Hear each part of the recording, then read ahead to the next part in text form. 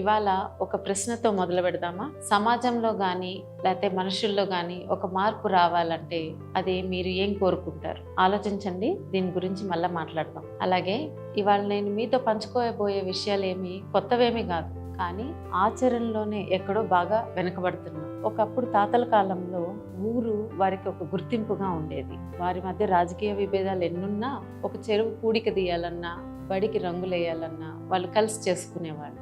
అలాగే సంక్రాంతి పంటని అందరితో కలిసి పంచుకునేవాళ్ళు. ఒక ఇంట్లో ఏమన్నా జరిగితే వారికి అండగా నిలిచేవాళ్ళు. ఒక వేడుకొస్తే అందరూ కలిసి భోజనాలు వడ్డించేవాళ్ళు. అలాగే తర్వాత తరం వచ్చేసరికి చాలా మంది పట్టణాలు వెళ్ళారు. పట్టణాలు వెళ్ళేదానికి ఊరిపోయింది. కేవలం ఒక ఇద్దరు పొరుగు వారు మాత్రం మిగిలారు. సో మన ఆలోచనలు కూడా నా ఇల్లు, నా కుటుంబం అంతవరకే పరిమితం అయిపోయాయి. ఆ తర్వాత తరం మా తరం. నాలో చాలా మంది విదేశాలకి, దేశాన్నే వదిలి వెళ్ళాం. ఇప్పుడు తరం వచ్చేసరికి మన ఆలోచనలు నేను వరకే పరిమితం అయిపోతున్నాయి. ఇది ఎవరు కావాలని చేసింది కాదు, కానీ ఎక్కడో స్పృహ కోల్పోతూ జీవితాన్ని ఏదో బ్రతికేస్తున్నాం అని ముందుకు వెళ్తాం వల్ల ఒక 25 సంవత్సరాల్లో ఒక సామాజిక విలువలు కానీ సామాజిక స్పృహ కానీ కోల్పోతూ ఒంటరితనం వైపు చాలా త్వరగా అడుగులు వేస్తున్నాం అనిపిస్తుంది.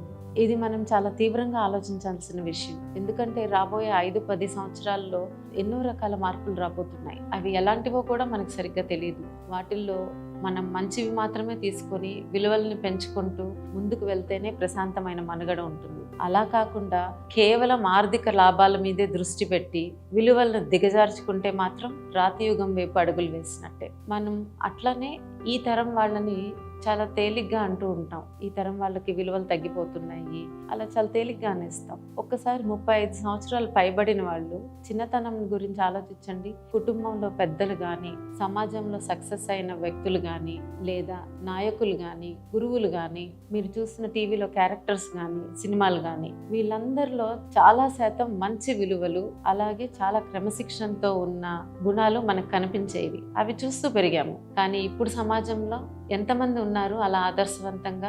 మనము గదిలో పెట్టి పాఠాలు చెప్పినంత మాత్రాన బయట సమాజము పాఠాలకి సంబంధం లేకుండా ఉంటే పిల్లలు ఏం నేర్చుకుంటారు? మనలో చాలా మంది కూడా మన చుట్టూ ఉన్న మనుషుల నుంచి, మన చుట్టూ ఉన్న సమాజం నుంచి ఎక్కువ నేర్చుకుంటాం. సో మరి మన పిల్లలు నేర్చుకోవడానికి మనం మనని ఆదర్శవంతంగా చేసుకోవాలి కదా.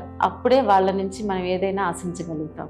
ఈ ఆలోచనలతోనే నేను ఇందాక అడిగిన ప్రశ్న చాలా మందిని అడిగాను. సమాజంలో ఒక మార్పు రావాలన్నా, మనుషుల్లో మార్పు రావాలన్నా అది మీరేం కోరుకుంటారని. ఇది అడిగినప్పుడు ఒక 60% మందికి ఒక 5 నిమిషాలు ఏం చెప్పాలో అర్థం కాలేదు. ఒక 30% మంది టక్కుమని సమాధానం చెప్పారు. ఒక 10% చెప్పలేకపోయారు. వీళ్ళందరూ చెప్పిన దానిలో నాకు ఆశ్చర్యంగా అనిపించింది ఒకటి. నేనేమనుకున్నానంటే చాలా శాతం వరకు అవినీతి ఉండకూడదు, కరప్షన్ తగ్గాలి, ఇలా చెప్తారనుకున్నా. కానీ చాలా మంది చెప్పింది ఏంటో తెలుసా? ఒకరినొకరితో ప్రేమగా ఉండాలి, మర్యాదగా ఉండాలి, కొంచెం జాలి అలా ఉండాలి, సర్వీస్ చేయాలి, ఇవి కోరుకుంది. అంటే అన్నిటికన్నా మానవ సంబంధాలే కావాలని చాలా శాతం మంది కోరుకుంటున్నారు. మరి ఇవన్నీ ఆలోచించాక వాళ్ళు చెప్పిన సమాధానాలన్నీ విభజించి చూస్తే ఒక 4 అంశాలు నాకు కనిపించినాయి. ముఖ్యంగా 4 అంశాలు. అంటే ఈ 4 పునాదులు లాంటివి. అవేంటంటే మర్యాద, ప్రశంస, చిత్తశుద్ధి, శుభ్రత. ఈ 4 విషయాలు మనలో పెంపొందించుకొని అలాగే మన కుటుంబాల్లో పెంపొందించుకుంటే ఒక ఉన్నతమైన కుటుంబంలో ఎదుగుతాము. ఆ ఉన్నతమైన కుటుంబాలే ఒక ఉన్నతమైన సమాజాన్ని నిర్మించగలుగుతాయి అనేది నాకు అనిపించింది. సరే, మరి అందరికీ మార్పు కావాలని ఉంది, కానీ ఎందుకు మార్చుకోవటం లేదు? ఇది కూడా అడిగాను నేను వాళ్ళని. నాకు వచ్చిన సమాధానాలు ఏంటో తెలుసా? ఎవ్వరు మారరు మేడం, అది ఫస్ట్. రెండవది, మేం మారినా ఇంకెవరు మారరు మేడం అనేది రెండోది. ఇంకొకటి, మనం ఒకవేళ మంచిగా ఉంటే వాళ్ళు మనని అలుసు చేస్తారు అనేది ఇంకొకటి. కానీ ఈ ప్రపంచాన్నంతా మార్చే బాధ్యత మనం తీసుకోక్కర్లేదు. అలాగే అలా ఇంత బాధ్యత తీసుకోవాలా అని మనం మారకుండా ఉండటము మంచిది కాదు. మరి ఏం చేయాలి? ఒక్కటే సొల్యూషన్. మార్పు మనతో మొదలైతే చాలు. ఒకప్పుడు గాంధీ గారు చెప్పినట్టు, you be the change you want to see in the world. అంటే ప్రపంచంలో ఏ మార్పు కావాలని నువ్వు కోరుకుంటున్నావో ఆ మార్పు నీతో మొదలవ్వాలి. అక్కడి నుంచి వచ్చిందే ఈ ఆలోచన. అదే మార్పు నాతోనే. ఓకే, మనం మారదాం అనుకుంటున్నాం. మరి దీన్ని ఎలా సాధించాలి? నువ్వెక్కడో ఆలోచిస్తున్నావు, నేను ఇక్కడ ఆలోచిస్తున్నాను. ఈ ఆలోచనే మాకు వచ్చింది. Civic day. అసలు ఏంటి సివిక్ డే? సివిక్ డే అంటే మనకి ఒక రోజును కేటాయించుకొని ఆ రోజు కొన్ని విలువల్ని పాటించటం. అంటే ఇది ఆల్మోస్ట్ లైక్ ఏదో ఒక వ్రతం చేసినట్టు అనుకోండి. సివిక్ డే అనే రోజుని మనం కొన్ని విలువలు పెట్టుకొని అలాగే సామాజిక స్పృహ పెంపొందించుకొని చివరికి మన ప్రజల్ని ఒక ఆదర్శవంతమైన పౌరులుగా తీర్చిదిద్దడమే సివిక్ డే ప్రధాన లక్ష్యం.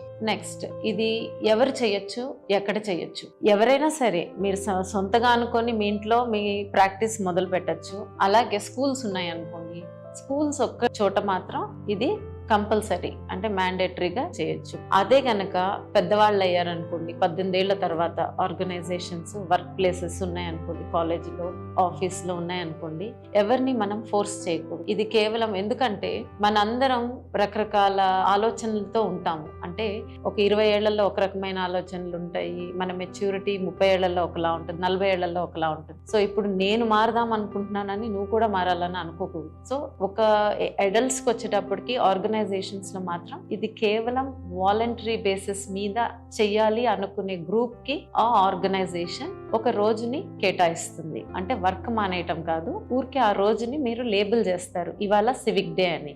ఆ రోజు ఆ ఇండివిజువల్స్ ఈ వాల్యూస్ ని, ఈ విలువల్ని వాళ్ళు పాటిస్తారు. సో అట్లా ఏ ఆర్గనైజేషన్ అయినా ఒక డేని కేటాయించుకోవచ్చు. తర్వాత వచ్చి ఎలా చేయాలి, ఏ రోజు చేయాలి? ఏ రోజు చేయాలి అంటే మా సజెషన్ ఎవ్రీ మంత్ మొదటి తారీఖును పెట్టుకుంటే తేలిగ్గా అందరికీ ఒకే రోజులాగా ఉంటుంది. అలాగే ఎలా చేయాలి అంటే ముందు మీలా ఆలోచించే వాళ్ళని గుర్తించండి. ఆ గుర్తించిన 4-5 ఉన్నారనుకోండి, మీ 4-5 ఈ వీడియో చూడటము లేదా మీకు సొంతగా ఇంకేదైనా క్రియేట్ చేయాలనుకుంటే చేసుకోవటము చేసి, తర్వాత దీనికి కావాల్సిన బ్యాడ్జెస్, కొంచెం ఇలాంటి సైనేజ్, ఎక్కువ కూడా అవసరం మెటీరియల్. దానికి ఏముంది మీరు అనుకోవచ్చు, ఏముంది ఎవరైనా వ్యక్తిగతంగా చేయొచ్చు కదా, దీనికి బ్యాడ్జ్ ఒకటి మళ్ళీ ఒక రోజు ఒకటా అని. కరెక్టే, మీలో ఆ చిత్తశుద్ధి ఉండి మీరు చేస్తే మరీ మంచిది, ఎవరికి వాళ్ళు చేస్తే. కానీ ఈ బ్యాడ్జ్ పెట్టుకోవడం వల్ల ఏమవుతుందంటే అదొక వ్రతం చేసినట్టు. నేను పెట్టుకొని చేస్తాను, వేరే వాళ్ళు గమనిస్తారు నేను సరిగ్గా చేస్తున్నానా లేదా అని. ఆ గమనించినందుకైనా నేను కరెక్ట్ గా చేస్తాను. అలాగే గమనించే వాళ్ళు నాలో నిజంగానే మార్పు చూస్తున్నారు అనుకోండి, వాళ్ళకి ఇది నచ్చుతుంది, ఓకే నేను కూడా ట్రై చేస్తాను అనుకోవచ్చు. ఇంకొకటి, ఇప్పుడు నేను బ్యాడ్జ్ పెట్టుకుంటా, మీరు బ్యాడ్జ్ పెట్టుకుంటున్నారు అంటే నాకేమనిపిస్తుంది, ఓన్లీ దీనిలో నేను ఒక్కరినే కాదు, నాతో ఇంకొంతమంది తోడున్నారు. అంటే మనం మళ్ళా మంచిని హీరో చేస్తున్నాము. అంటే ఒక ప్లాట్ఫామ్, ఒక వేదిక కల్పించి ఒక రోజు దానికి కేటాయించి సామాజిక స్పృహ పెంపొందిస్తూ మంచిని మళ్ళా హీరో చేస్తున్నాం సమాజంలో. ఇది చాలా ఇంపార్టెంట్ విషయం. ఇది అందరూ చూసి స్ప్రెడ్ చేస్తే చాలా మంచిది. ఇంకా ఫస్ట్ వచ్చింది అనుకున్నప్పుడు ఈ దీనిలో మెన్షన్ చేసిన విలువల్ని మీరు ప్రాక్టీస్ చేసుకోండి. మర్యాదలో ఎన్నో రకాలు ఉంటాయి మనం చూపించాలని.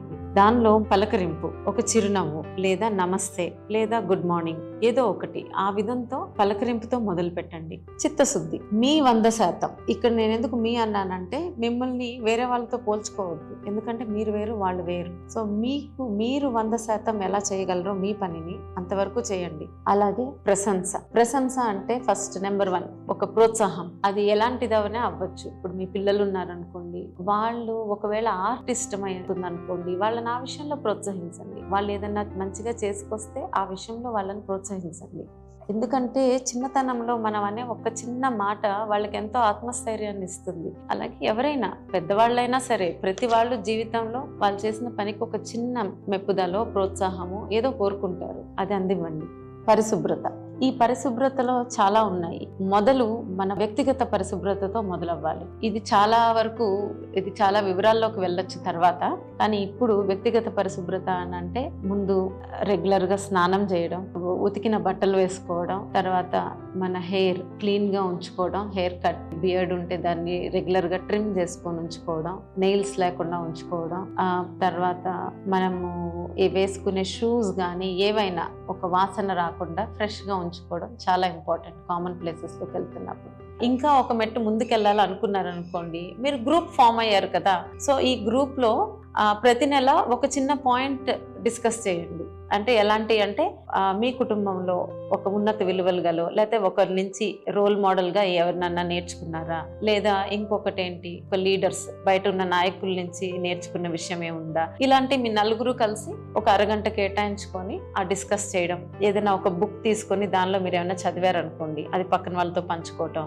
ఇది ప్రాక్టీస్ చేస్తున్నప్పుడు ఏదైనా ఒక విషయం కష్టంగా ఉందనుకోండి, ఎక్స్పీరియన్స్ ఉన్నాళ్ళు మీకు ఎలా అనిపించింది ఈ విషయంలో, ఇప్పుడు నేను ఈ బ్యాడ్జ్ పెట్టుకొని చేస్తుంటే ఇప్పుడు ఇది అవసరమా అంటున్నారు వాళ్ళు, అలాంటి క్వశ్చన్స్ ఏమైనా రావచ్చు. సో అలాంటి ఒకళ్ళు డిస్కస్ చేసుకుంటున్నప్పుడు గ్రూప్ డిస్కషన్స్ పెట్టుకుంటే మీకు ఇంకొంచెం ఎంకరేజింగ్ గా హెల్ప్ఫుల్ గా అనిపిస్తుంది. ఈ విధంగా ఈ సివిక్ డేని ముందుకు తీసుకెళ్లొచ్చు. మీకు ఇంకా డీటెయిల్స్ కావాలంటే ఇప్పుడు రెస్పెక్ట్ మర్యాదలో ఎట్లా మనం ముందుకెళ్తాము, చిత్తశుద్ధిలో వెళ్తాము, అవన్నీ ఇంకా వీడియోస్ చూసి నేర్చుకోవచ్చు. ఇది ఒకవేళ మీకు నచ్చి దీని గురించి ఇంకేమన్నా తెలుసుకోవాలి అనుకుంటే మీ కాంటాక్ట్ డీటెయిల్స్ కింద కామెంట్స్ లో ఇవ్వండి. పెమ్మసాని చంద్రశేఖర్ గారి అఫీషియల్ సోషల్ మీడియా వెబ్సైట్స్ లో కామెంట్స్ లో కాంటాక్ట్స్ ఇవ్వండి. మీకు ఇంట్రెస్ట్ ఉంటే మీ ఇన్స్టిట్యూట్స్ లో చేయాలని మా ఆఫీస్ నుంచి మీకు సపోర్ట్ అందిస్తాము.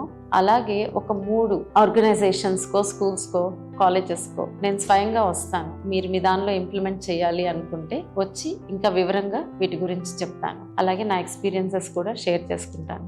కానీ మీలో ప్రయత్నం చేయాలనుకునే వాళ్ళు మాత్రం భయపడకండి. కంపల్సరీ ఒక ముందడుగేయండి. ఆ మార్పు నాతోనే మొదలవ్వాలి అని కోరుకోండి. ధన్యవాదాలు.